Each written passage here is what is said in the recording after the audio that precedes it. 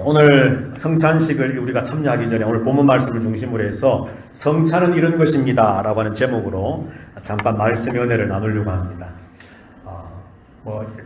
과거에도 한번 이 본문 말씀을 가지고 우리가 성찬에 관해서 말씀을 나누었습니다만, 오늘 우리가 생각해 보려고 하는 것은 오늘 본문 말씀의 동사를 중심으로 해서 세 가지의 우리가 생각을 한번 해 보려고 합니다.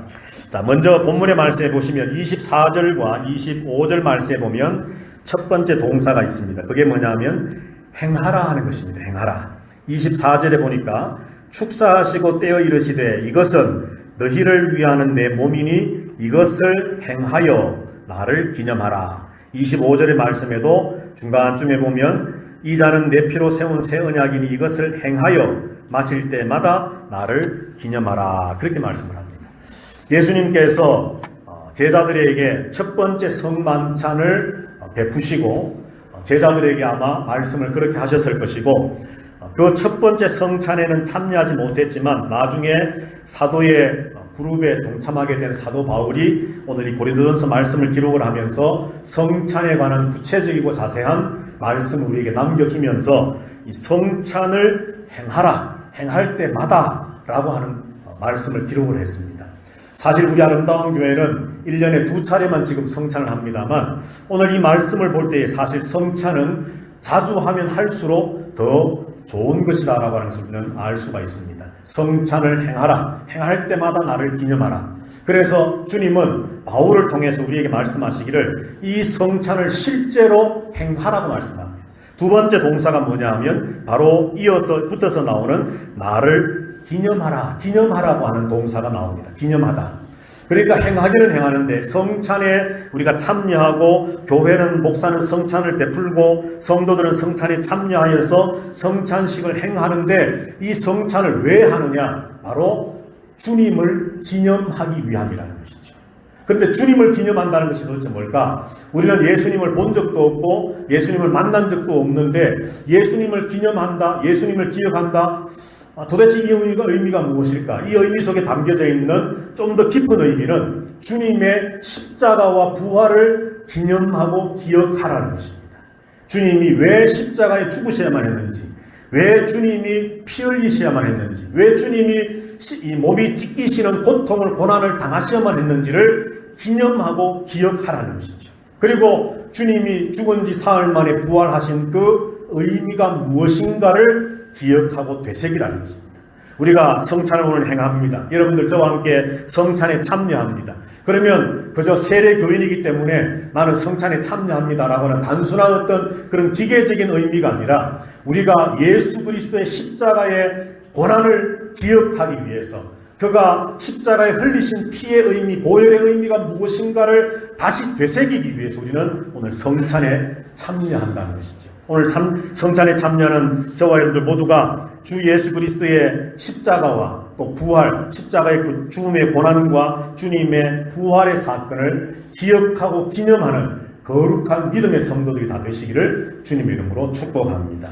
마지막 세 번째 동사가, 중요한 동사가 뭐냐 하면요, 우리 다 같이 한번 26절 말씀 다 같이 한번 읽어보겠습니다. 시작. 너희가 이 떡을 먹으며 이 잔을 마실 때마다 주의 죽으심을 그가 오실 때까지 전하는 것이니라. 아멘. 이 떡을 먹으며 이 잔을 마실 때마다, 다시 말해 성찬에 참여할 때마다 뭘 하라고 말씀하고 있습니까? 주님의 죽으심을 그가 오실 때까지, 주님이 다시 오실 때까지 전하는 것이다. 그러니까 세 번째로 우리가 기억해야 할 동사는 전하라 하는 것입니다. 행하라, 기념하라, 전하라. 자, 여러분들 성찬에 참여하는 것은 사실 성찬을 통해서 우리가 교회에 보면, 교회의 법에 보면 하나님이 우리에게 은혜를 주시는, 은혜를 경험하는 여러 가지 방법들 가운데 첫 번째가 말씀을 통해서, 그리고 성례를 통해서라고 되어 있습니다. 성례는 세례와 성찬이죠. 그래서 이 성찬에 우리가 참여하면 우리는 하나님이 주시는 은혜를 받습니다.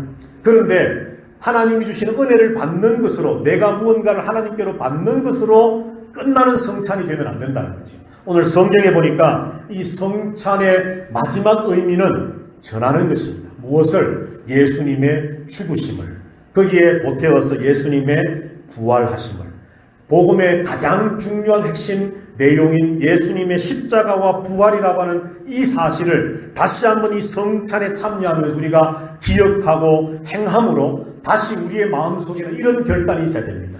내가 만나는 사람들에게마다 혹은 예수 그리스도를 믿지 않는 누군가를 만날 때에 전도하고 예를 들어 교회 나오십시오, 예수 믿으십시오, 그래야만 구원받고 천국 갑니다라고 하는 그런 복음을 전하고 전도할 때마다 우리가 전해야 할 핵심적인 내용은 예수 그리스도가 당신을 위해 죽으셨습니다. 그가 피 흘리심은 바로 당신의 죄를 깨끗게 하시기 위함이었습니다. 그리고 그가 죽은 지 사흘 만에 부활하셨는데 그 부활로 말미암아 당신도 그 예수님을 믿으면 부활의 생명과 구원의 은혜를 경험하게 될 것입니다. 라고 하는 이 복음의 핵심적인 내용을 우리가 전해야 된다는 거죠. 성찬에 참여함도 마찬가지입니다. 오늘 사도 바울은 우리가 누구든지 주의 떡이나 주의 떡을 먹으며 잔을 마실 때마다 이 성찬에 참여할 때마다 우리가 해야 될 것은 내가 주님의 십자가와 부활을 전하리라. 이것이 우리의 결단이 되어져야 된다는 거죠. 오늘 성찬에 참여하는 저와 여러분들 모두가 바로 이 성찬을 행하고 있고 또 성찬에 참여하여서 주님의 찢기신 몸과 흘리신 피를 기념하고 예수님을 기억함에 동참하는데 한 걸음 더 나아가서 이제 성찬에 참여하는 저와 여러분들 모두가 이 주님의 십자가와 부활을 선포하고 전할 수 있는 그런 십자가의 군병들이 다 되시기를 주님의 이름으로 축복합니다. 자, 이제 성찬을 우리가 함께 동참하도록 하겠습니다.